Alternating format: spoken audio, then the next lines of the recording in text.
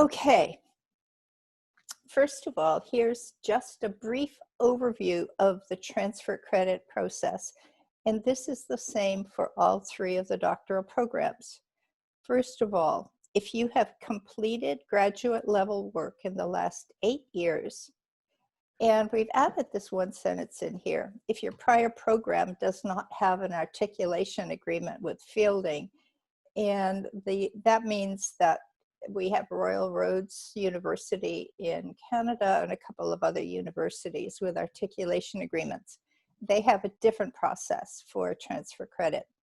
Otherwise, you can transfer some of the credit from your prior courses if they meet certain conditions. They have to be completed in the past 8 years, the courses. The degree itself does not have to be completed, but the courses have to have been completed in the last 8 years. And they also have to have a grade of B or higher.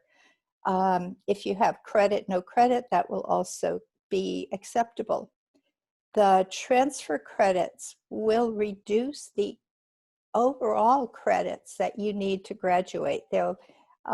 You'll be able to waive some of the requirements based upon the courses that are eligible. The maximum is 20 for prior coursework at the master's level. And if any of you already have doctoral credit, that makes you eligible for up to 40 transfer credits, and that's called our degree completion program. Barbara, anything you want to add to this? No, I think that it's very consistent across the School of Leadership Studies. We look at your past coursework. If you have syllabi in that area, that is really essential for us to code it next to our SLS courses. If you're unable to get syllabi, then a course description. So we try to match them with our courses. Yeah. Mm-hmm. And they need to be from a regionally accredited Right. university. If they're from an international university, a non-US international university, then they will normally need to be evaluated for equivalency to a US degree.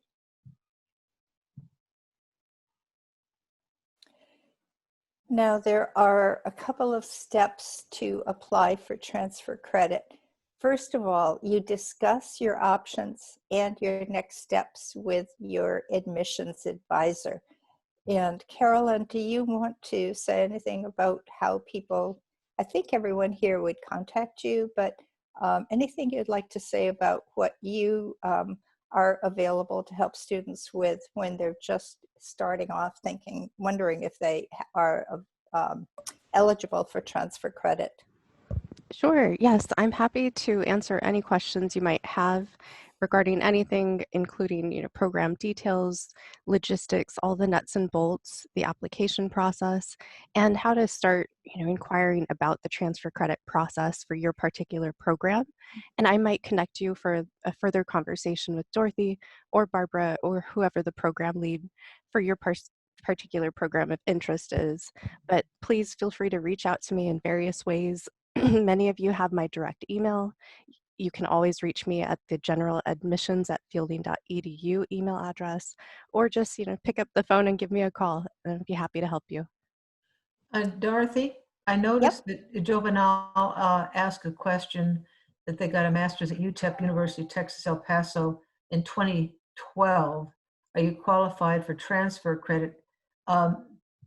If you're coming in basically in the September new student orientation, that would be within the 8 years if the course was done within the 8 years. Mm-hmm. But if the degree was in 2012 and your last course was in 2010 or something like that, then no, that would not be eligible for the credit. A tiny bit more detail on that. Usually, if it's within like the 2012, as Barbara said, if you have had some of your courses completed in 2012, then those courses may very well be eligible, but that has to be evaluated on a course-by-course basis. And what I usually do is check with the registrar to make sure that they would be covered. If you would be coming in next year, January, they most likely would not be, but that 2012 is kind of an in-between time for the course completion. So that's a really good question, and sometimes it's not an absolute immediate answer, because what we're doing before you are accepted is either Barbara or I will do a very informal scan of your eligibility. And what I do is I encourage you to set up a meeting with me if you're human development or org development and change after you've spoken with Caroline, and we'll take a quick look at your syllabus and identify those courses that may be eligible for transfer. And Barbara, anything more you want to say about our informal scan that we do? No, the same kind of thing. I look, if somebody says, hey, I've got a recent master's degree, or I've done some work on a doctorate, would this be available? I, like Dorothy, will do an informal scan of it. Looks like the title of the course you're talking about is the same as our courses, but the complete transfer credit delineation is actually done after somebody is admitted to the program, because we have to run everything through the registrar and some other departments. So we can informally talk to you as you're in the application process, but we don't do the formal evaluation until you're actually enrolled at Fielding. Mm-hmm. And one of the things is it's sometimes, and I see that Ramona asked a question about how does Fielding determine the transfer credits. If you are applying to human development or org development and change, I'll explain what happens after you're accepted, but the initial scan, I'd be talking with you about the courses that most likely could be eligible for transfer. And something that, the reason that we really encourage you to speak with us is you might not know all of the ways, all of the different options that you have for credits. In human development and org development and change, we have up to 16 credits of our electives that are self-defined. And so even though you may have a couple of courses that are not required courses, but that could very well be compatible with our degree as an elective, then I'd be able to identify that for you for HD or ODC. Right, and Susan has posted a question about the PhD in human development. Susan, you can look at the public website, www.fielding.edu, and can click on that human development degree and click on curriculum, and the courses would all be listed there. We couldn't get you a syllabus for a particular course, but you can look at the description of the course and what the course requirements are for that degree on the public side of the website. Yeah, and I also have, for HD and ODC, I have worksheets that list the requirements. And when we meet, again, this is after you're accepted, we'll go over that in a minute, and we go over the worksheet that lists all of the required courses that are eligible for transfer credit, and that explain the number of electives.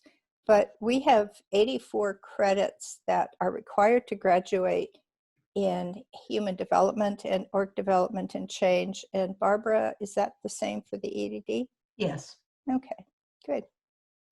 And most of the time, too, when we do the transfer evaluation, a lot of the credits are going to be for some of your elective courses, not for a small number of required courses. Yeah, and there are also some courses that are not eligible for transfer. And that's why it's really customized to you and your degree. After you have been accepted into the program, that's when we can we get more detailed about the actual course transfers for which you're eligible. And I'll explain first the process for human development or org development and change. In most cases, I will already have access to your transcripts because you have been accepted into the program, and Barbara has access to the the education and change degrees applications, and I for the human development and org development and change degree applications. So we have access to your transcript at this point. And go ahead. Dorothy, Susan raised another question. How much is every credit? All our courses at Fielding, Susan, are 4 credit hours. And Almost so all. that would be Yeah. basically, if we're 20 transfer credits, that would be basically looking at a maximum of 5 courses. Yeah. And in the human development and org development and change, we have some courses that are 2 credits. They're courses where they're electives that you can have 2 or 4 credits, but almost everything for which you'd be eligible are 4 credits. There are 2 ways in which you can submit your credits or your requests for credits. One way is through Fielding's transfer credit form, and I have a link for that later in the slides. But in HD and ODC, you can also contact me directly, and I will ask you to send me the syllabi of the courses that are eligible. So there are 2 different ways. In the EDD program, Barbara, which way do most of the students apply? Through the Fielding form or through contacting you directly? Through being issued the transfer credit form, Okay. and they fill that out. And when when they ask for that, then I would contact them and we'll work out a process. Yeah. So it can work either way. And again, that's why it's really important to work through Carolyn and work through either Barbara or me. Some of you, I know some of you here are in the degree completion program. Now this is available for you if you have been accepted into one of the 3 doctoral programs, and you have a minimum of about 20 doctoral credits. This is where you would initially, again, discuss your options with Caroline, and then you would contact Dr. Mink, Barbara Mink, for the education program, or contact me for human development and org development and change. For the 2 degrees with which I'm working, you'll have a couple of additional requirements. This is after you are accepted. You'll have an interview with at least 1 additional doctoral faculty. And the purpose of this is if you're coming in to complete a doctoral degree that you've already started elsewhere, you are going to want to meet additional faculty, and our faculty will want to meet you. So normally it is, you'd have 2 interviews with faculty. The other thing in HD and ODC is we require a few additional papers that are about your interests, and quite often if people already have a dissertation proposal from another university, we ask that you submit that. And these are reviewed by the doctoral faculty, usually prior to your engagement with them in an additional interview. Barbara, anything about the EDD program with your degree completion? I know the PhD in Human Development and ODC have a formal accepted process for degree Mhm. completion. I have worked with the provost if anybody is interested in that option for the Doctorate of Education, then I would work one-on-one with that applicant for Mhm. that. The faculty in the education program is working on a similar program for degree completion. Mhm. But I have the authority to work with an individual student coming into the education program on this area. Yeah, and people quite often ask, well, how long will that take?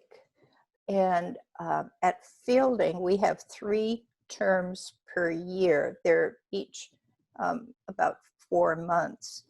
And for our degree completion, we're finding that most of the degree completion students usually take about 6 terms to graduate. Some take fewer, and the minimum seems to be about 4 terms, so a little over a year to complete the remaining requirements within the degree, because you will be receiving the degree from one of the programs if you're eligible, and that's more than just coming in and doing a dissertation.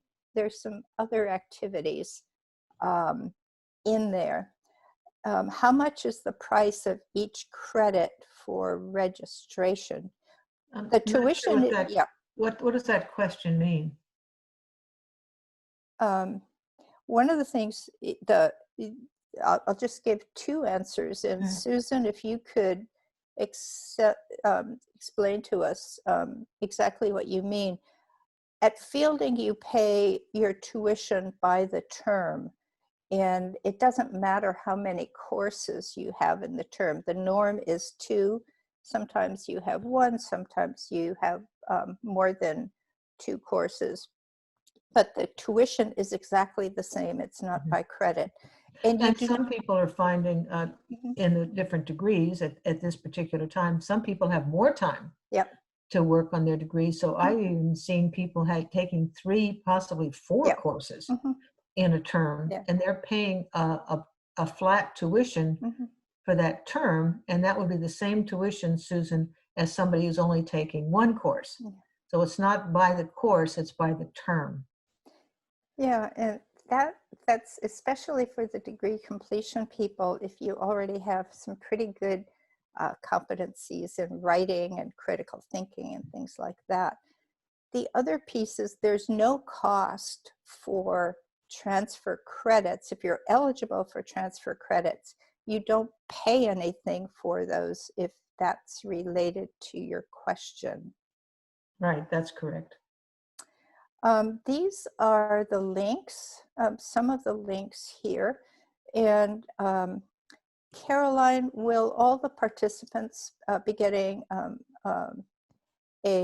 are they able to get a copy of this PowerPoint or the handout with it? Yes, of course. Yeah. However, I did private chat a few of you that we don't have your email for. So if you just respond with your email address, I'll be sure to get that out to you as well. If you didn't receive a private chat, then we have your contact information. Oh, good. That's important because these are a couple of helpful hints, so you'll be able to access these. They're all available to you. One is a link to the how to apply for transferring credit. That's on our main website, fielding.edu. The other is, of course, Carolyn's email. And then what is sometimes useful for you is Fielding's Transfer and Articulation Handbook that gives a bit more detail for the transfer credits in each of the degrees. But again, be sure that you talk to Caroline and talk to either Barbara or me. So we have time for more questions now. And I can't see people raising their hand, but there are 2 ways. The most important way to ask a question now is to type it in the chat. Mhm. And any questions for Barbara, Caroline, or for me? So they can either open their microphone or Right? type in the question. Mm-hmm. Okay, and I see some of you are, Kelly, you're at work. But you definitely just type in a question that you have.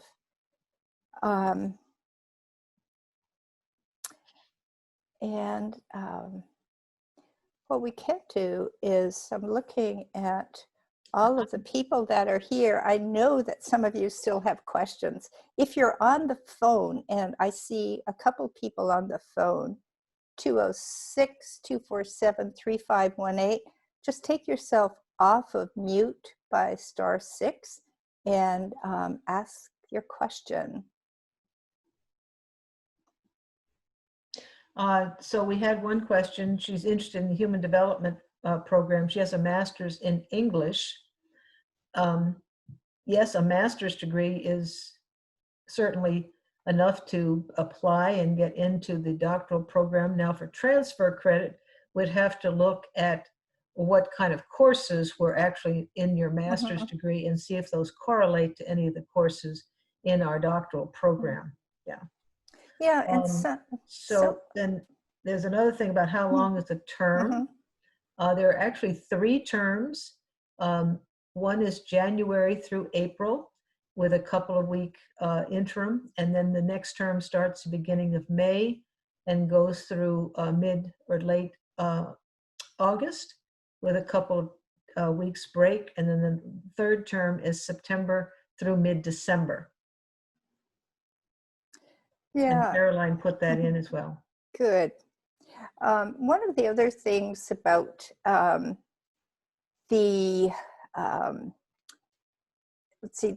other question, one of the other things about the question that was asked about, you have a master's in English or a master's degree. Among our students, we have a lot of diversity in background. Some of our students come into the program with a bachelor's degree. You only need to have completed a bachelor's degree at an accredited university.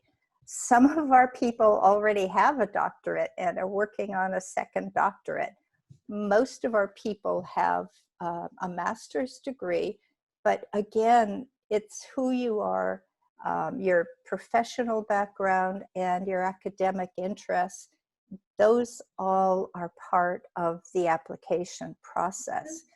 And we look, I'm sure you do too, Dorothy, but I look very carefully at the statement of purpose. Yeah. Why are you looking at a doctoral degree at this time? What are your personal and professional goals? We look very carefully at your resume. What kind of background do you have? So that goes back and forth between your actual academic work, but also your professional journey as well. Yeah, and Adam, if you would like to connect with me or anyone who would like to connect with Barbara, the first thing is to contact Caroline, and then you also will have our email address in the file that Carolyn will be sending you about the transfer credits. I have a sign-up sheet, which is an electronic calendar, and I keep adding slots of time to it. So that's usually the easiest way to make an appointment with me. One of the nice things, a timetable, a plan so you can budget. Yeah, one of the nice things, and Caroline, you might want to mention this, is for those of you who may not know it, you can still apply for fall, the September term. And Caroline, if you could go over the dates for that, and then Barbara and I could also talk very briefly about the timetable that you will co-create once you're in the program. Yes, thank you, Dorothy. As mentioned, there are 3 terms each year, and we are still accepting applications for this coming fall term, which begins in September. So the application deadline is a few weeks away, July 23rd. So if you have questions or would like to apply, if you're curious, you can log into the application portal, reach back out with any questions, and I'll be happy to help you along the way. Thank you, Once, Caroline. yeah. And one of the things that happens, you can apply by the date that Caroline indicated, and then you actually commit to enrollment. The enrollment deadline is August the 17th. Is that correct, Caroline? Or Eric? I'm triple checking right now to give you all the It's either the accurate 17th or information. the 19th. It Yes, is, So you it is. sorry, actually it is the commit 17th. Sorry. August 17th. 17th. Thank you, Erica. Great. So you commit to, so you send in your application by the July date, then you commit to actually enrolling in August 17th. Then the week of August 24 and the week of August 31, both programs, HOD as well as the education, have what's called a pre-new student orientation, and that's all online. And during that, you actually do some initial work on what we call your learning plan. So you lay out, Fatima, your coursework that you want to take, what term you want to take a particular course in, when you want to start your dissertation. And so you work with the faculty there and the staff about developing an initial learning plan that maps out your unit, your study. Yeah, and you won't be doing this alone. I really want to emphasize this. Barbara, what Barbara just said, there will be a faculty member who will be able to work with you on mapping out your course of study. And we also have program advisors, they're graduate program advisors, who will also work with you in your planning.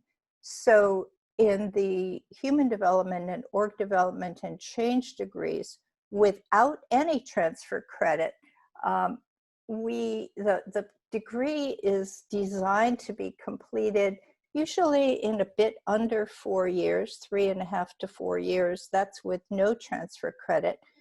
And with transfer credit, depending on the amount of transfer credit, it will be several terms less than that. And Barbara, what about the EDD program? Yeah, we have a mhm. sample learning plan for folks, a schedule that allows folks to complete the EDD in 3 years. And again, if you have substantial transfer credit, you could do it slightly under that. Yeah, and that's the same with our transfer credit in HD and ODC. The PhD usually takes about a half a year longer than the EDD.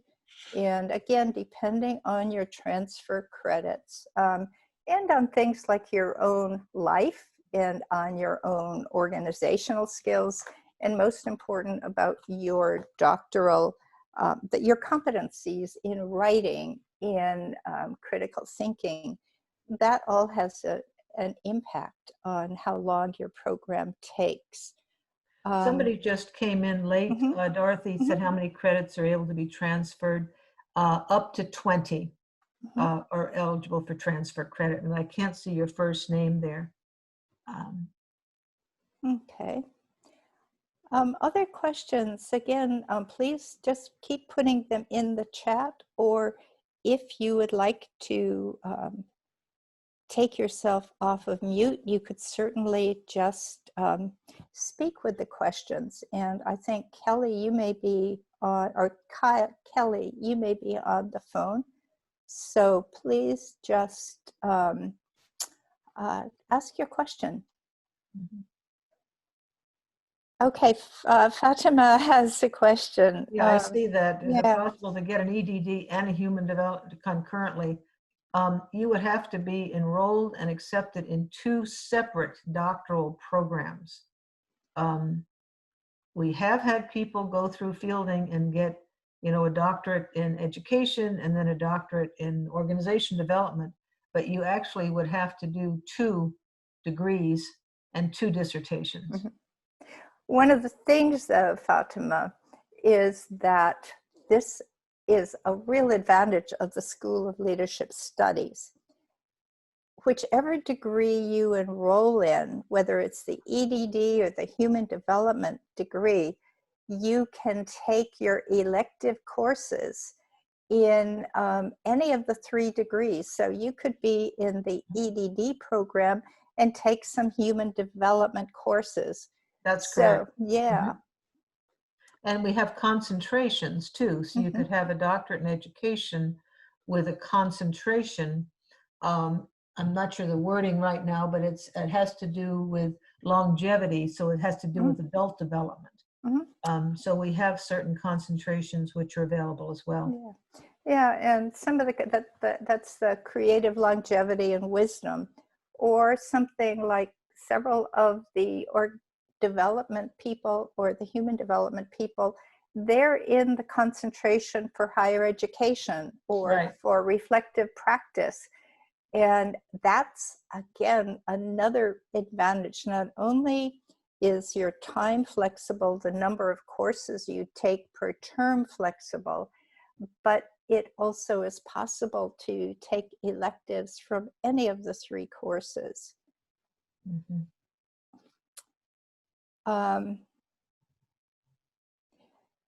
Okay, Kelly has a question. Yeah. And yeah. Kelly, you could go either way. I mean, like Dorothy said, you have an undergraduate degree, I assume. So we don't require a master's, but if you were going to complete a master's, if you wanted to complete that master's, you could, and then you would begin the application process for enrollment in January. The other thing is if you did not want to complete that master's and enroll at Fielding in September, then we could probably use some of those master's credit for transfer credit to Fielding. But Yeah. Carolyn can work out that with you. Mm-hmm. And for some of you, occasionally, if you're like only taking one course to complete your master's degree in the fall, occasionally we have people who begin the program in the fall, and because they know that they have just one course left, and that's going to be a very light course in their master's degree. And so there, you actually begin the program in September with Fielding at the same time as you are completing your master's. So you don't have to have the master's completed to begin. And so there's lots of flexibility, and that's where you talk with Caroline and with Barbara or with me on what works out best for you, because we want you to be in the right program, and we really want you to graduate and do so in the best possible way for you. The question of when should I begin the application process? Absolutely right now. Because even if you decide that you really will not be ready to begin in the fall, you can apply right now for either the fall or the spring term. And Caroline, if you could explain one thing about the guaranteed invite. So if you apply for the fall and are accepted, Caroline, if you could just explain the option they would have to delay for one term. Of course, yes. So at Fielding, we do understand if you might not be quite ready to begin. We absolutely love that we've admitted you, but we understand if anything comes up and you need to delay that. So you have the ability, if you're accepted for a particular term, for example, this fall, and you decide, September is just too busy, I can't begin this fall, you can let us know that, and you have a guaranteed invite then for the next term. So that would be for spring term beginning in January. And as we get closer to that term, we would simply send you new enrollment forms for spring. So it's very simple process. And then if anything came up, say it's still just not the right time to begin in January, just let me know that. And then you would need to reapply for a future term, but it would be a simpler process because we have your transcripts on file and you'd still have access to your original application materials. So we make it quite simple for you if you're not quite ready when you're admitted. And one of the things to keep in mind, and this is why we encourage people to apply for the fall so that you do have the option to begin in the fall, is that we know that the fall orientation is going to be virtual. None of us know what the COVID-19 situation is going to be like in January. So right now, we may very well have an in-person orientation in January, or if the COVID-19 is still keeping people at home.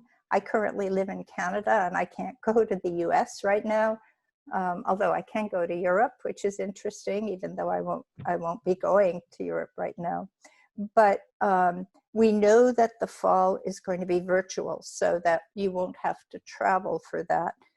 And Chris asked about an adjustment in, yeah. Yeah, the tuition is going to be held the same for September. There's no increase. Is that what you're asking, Chris? We know that some universities, Chris, while you're answering, if you can type that in, some universities that are normally in person have an adjustment in tuition if they're now going to be virtual. We have always been virtual with optional opportunities for in-person. So our tuition, we didn't have an increase this term, but we are designed from the very beginning to support engaged, relational, excellent learning in the virtual environment. So our tuition is staying the same. You're not going into something that's just been created. Yeah, I think most of the adjustments in tuitions have actually occurred in undergraduate universities and colleges where there are dorms and all that kind of thing. Yeah. Okay, out of there are 84 credits, and this is for Susan, 84 credits for the PhD, and in the human development and org development and change, there are about 14 credits related, 16 credits related to the dissertation itself. And Barbara, I think it's a bit different in the EDD program.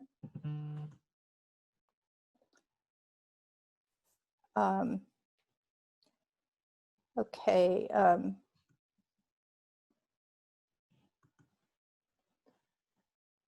Okay, Carolyn, are you still there? I'm still here. Okay. So again, this is Susan, why it's so important for you to have the one-on-one conversations. And the tuition rate actually changes in that there is the regular tuition that this year there's no increase in tuition. Of course, we can't tell about the future. However, there are two ways that you can reduce the tuition.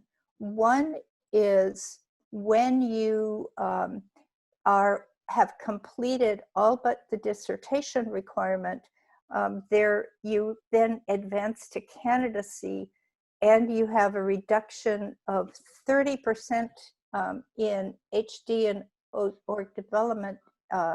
Is that the same in the EDD program? Yes. Yeah. There's an advancement to candidacy. That's university-wide. You get a 30% reduction. The tuition rate, however, is set by the Board of Trustees. So they have said they're keeping it right now level. But within the next year or two, the board decides what the tuition rate will be. Yeah. And so the tuition rate that we have right now is for September. It's from September through August of next year. The other thing that's important to keep in mind is that you are eligible for leaves, and you're able to take a term of leave every 12 months. And when you are on leave, you still have access to the library. You still can read and write and talk with your colleagues, but you do not pay tuition. So some people who are really on a tight budget, most people, of course, you're on a budget, but that's something that can help with your annual expenses.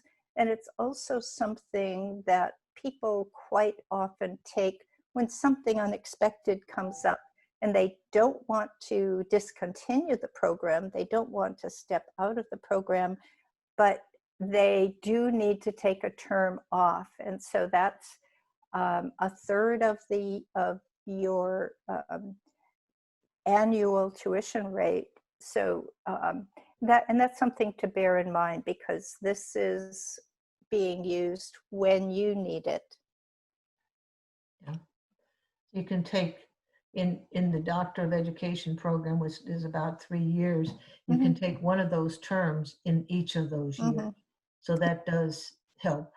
It stretches out the program a bit, but it reduces your cost. Yeah, and I have quite a few of my students who take a term off when they are deeply engaged in writing. They've already completed their dissertation research and they're writing their full dissertation. And so those are things that you would talk about with your faculty advisor, your faculty mentor, and you'd also talk about that with the graduate program advisors. So I think we're getting close to the end of the session, but if you have one or two more questions, I think we can squeeze them in.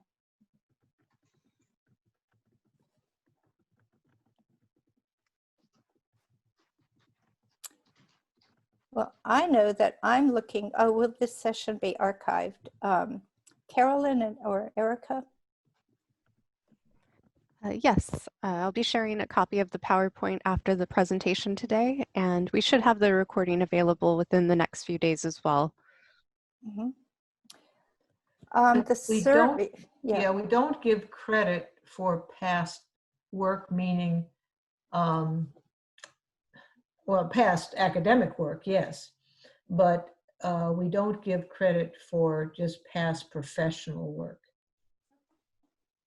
There's no portfolio kind of piece, The one thing that your prior work will do, and your current work will also do, is it will be very important as you're going through your different courses, because we are a scholar practitioner program.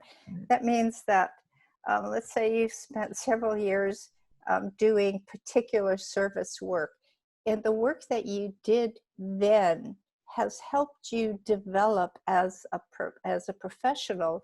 And when you're studying your academics, you will also bring in your experiences, bring in the parts that puzzled you, bring your professional work right into your courses, because our program is not for people who only go boom, boom, boom from undergraduate to graduate and then to academia.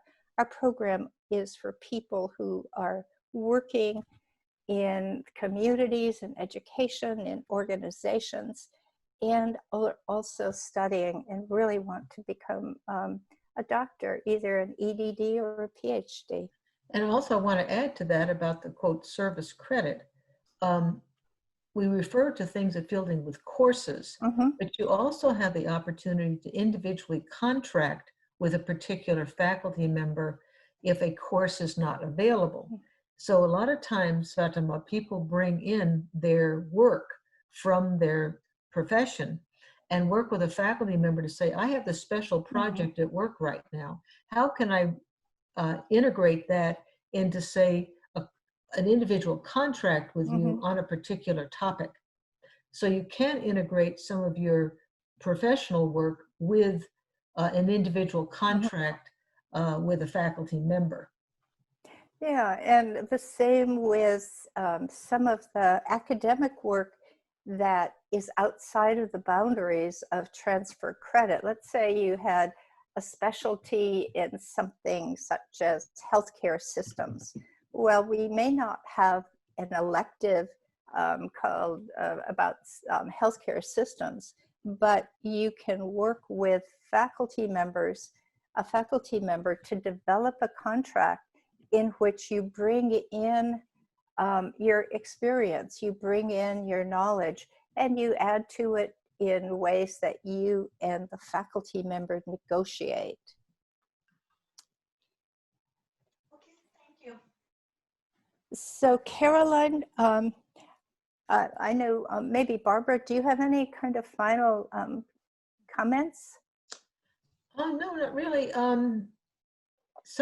Caroline, when are the application fees waived? When people attend an info session, or if they attend this session, is it waived?